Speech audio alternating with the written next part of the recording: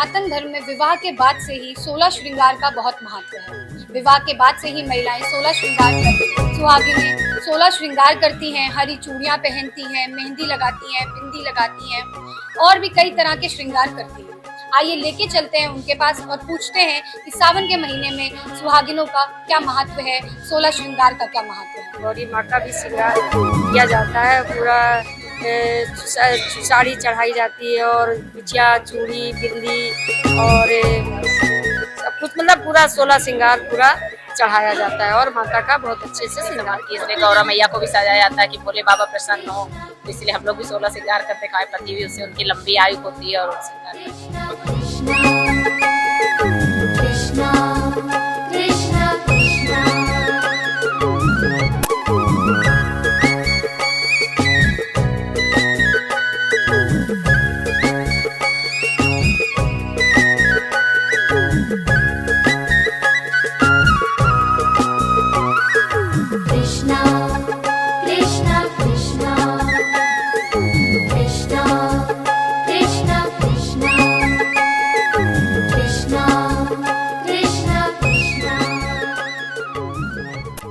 सोलह श्रृंगार का बड़ा महत्व है और इस महत्व को अगर आप देख के चले तो कजरी तीज से भी ले सकते हैं, आप बाबा के समस्त त्योहारों से ले सकते हैं। बड़ा अलभ्य सहयोग होता है। इसके लिए कहा भी गया है, नमस्तेस्तु महादेवी सुकीताम सदैव भव प्रक्षम तमराय पुष्टिम क्षयम घतम जननी सिद्ध सनस सिद्ध चाड़प सेवताम चराम कुमाम प्रभुआम पार्वती पर्वतात्मजाम। शंकर भगवान को पाने के लिए पार्वती जी ने कितने व्रत रखे, कितने अखंड व्रत रखे, ये भी। और कजरी तीज के समय पर और करवा चौथ के समय पर आपने देखा होगा कि स्त्रियां 16 श्रृंगार निश्चित तौर पर करती हैं। और कहना नहीं चाहिए, जिस समय हर स्त्री चाहती कि मैं अपने पति के सामने सुहागिल होकर जाऊं, तो जिस समय वो सुहागिल खत्म होती उस समय पर भी उसके पति के माध्यम से 16 श्रृंगार किए जाते हैं। वो अपने पति के सौभाग्य को बना के रखना चाहती है। माँ पार्वती, माँ भवानी स्वयं में प्रदर्शित करती हैं।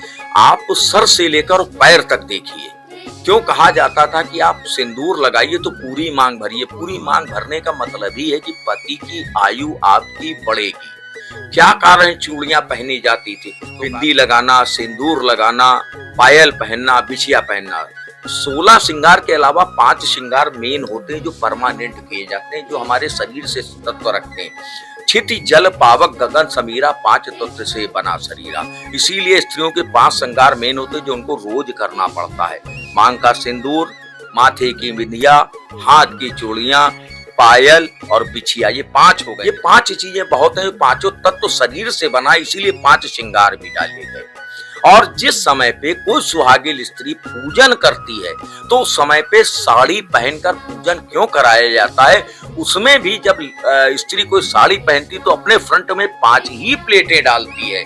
और पुरुष जब पूजन करता है तो धोती पहन के जब वो करता है तो उसके बैक साइड में जो लांग बांधी जाती है उसमें 5 ही प्लेटें पड़ती हैं। तो 5 तत्व से बना शरीरा, क्षिति जल पावक गगन समीरा, इसका तत्व ये हो गया।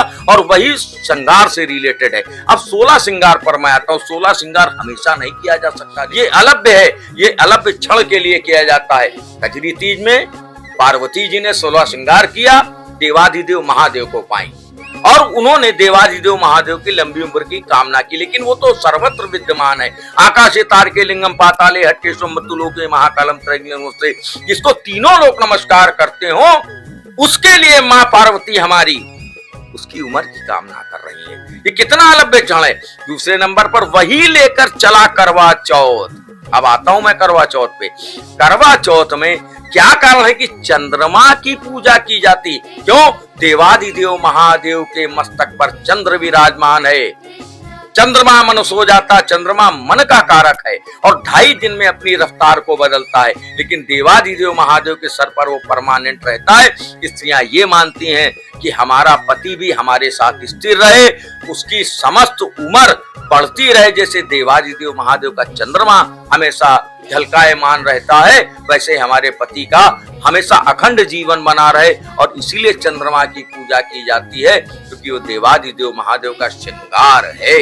और उस श्रृंगार से स्त्रियां अपने को लेकर चलती हैं, फिर 16 श्रृंगार करती हैं। तो सबसे पहले देवाधिदेव महादेव के श्रृंगार को पूजती हैं चंद्रमा के रूप में, उसके बाद अपने पति की आरती उतारती हैं। पहले देवाधिदेव महादेव के चंद्रमा की आरती उतारती हैं, फिर अपने पति की आरती उतारती हैं। और जब पति की आरती उतार लेती हैं तो उसी के हाथ से मीठा और पानी लेती हैं। क्यों? क्योंकि उस समय पे वो शिव है, और शिव का मतलब ईश्वर, पति को परमेश्वर कहा जाए।